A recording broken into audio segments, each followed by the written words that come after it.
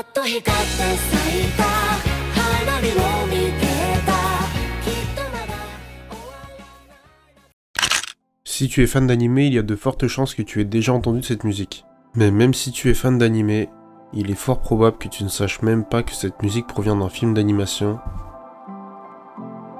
Fireworks.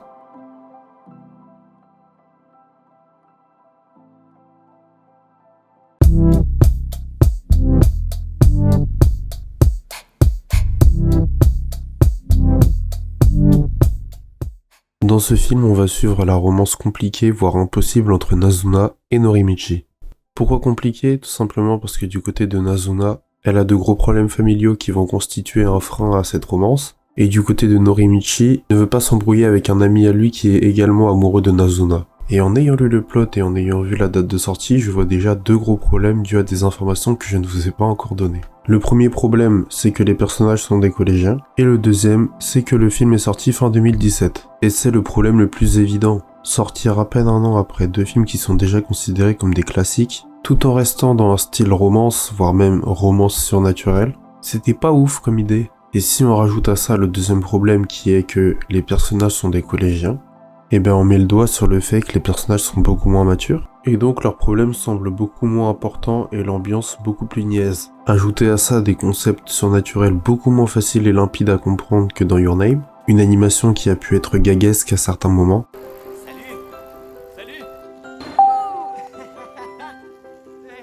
Et là on peut expliquer le flop du film. Alors c'est pas un total flop commercial, il a quand même fait 26 millions de dollars au box-office, alors que Silent Voice ça fait à peine 33 millions par exemple. Mais de une, il a fortement bénéficié du succès de Your Name et de Silent Voice, sorti juste avant lui et ayant fait un énorme succès aussi bien commercial que critique. Et de deux, vu que personne n'en parle aujourd'hui, on peut se dire que même si les gens sont allés le voir au cinéma en 2017 au Japon peut-être, de une, il s'est pas beaucoup exporté, et de deux, peu de gens l'ont revu après un streaming ou autre. Et pour ça, il suffit d'aller voir l'accueil critique. Les médias un peu spécialisés ont trouvé le film mauvais, et l'accueil des spectateurs a été vraiment mitigé. Ceci étant dit, quel est mon avis à moi et est-ce que vous devriez aller voir le film? Premièrement, si vous allez voir ce film, il ne faut pas avoir les attentes d'un Your Name ou d'un Silent Voice. Normal, même si on a l'impression que les thèmes abordés sont les mêmes, et bien au final ce n'est pas du tout le cas. Et cela est dû à l'âge des personnages comme expliqué plus tôt. Ceci étant dit, graphiquement, à part les passages gaguesques dont j'ai parlé tout à l'heure, il faut admettre que le film est magnifique et qu'il a des passages vraiment subjugants. Même si bien évidemment il est moins propre que les deux cadors dont on a parlé tout à l'heure, et que tout le long du film on va pouvoir retrouver quelques petites carences, bah si on est honnête, on ne peut que admettre que le film est franchement très beau. Et même concernant les problèmes des personnages, si on arrête d'attendre un Your Name bis, et qu'on se met bien dans le crâne que nos personnages ont moins de 15 ans, et qu'on essaye de se mettre un petit peu à leur place, on se rend compte que les personnages sont franchement très humains et assez bien écrits pour le coup. Même si je trouve que l'histoire est vraiment moins bien racontée qu'un Your Name par exemple,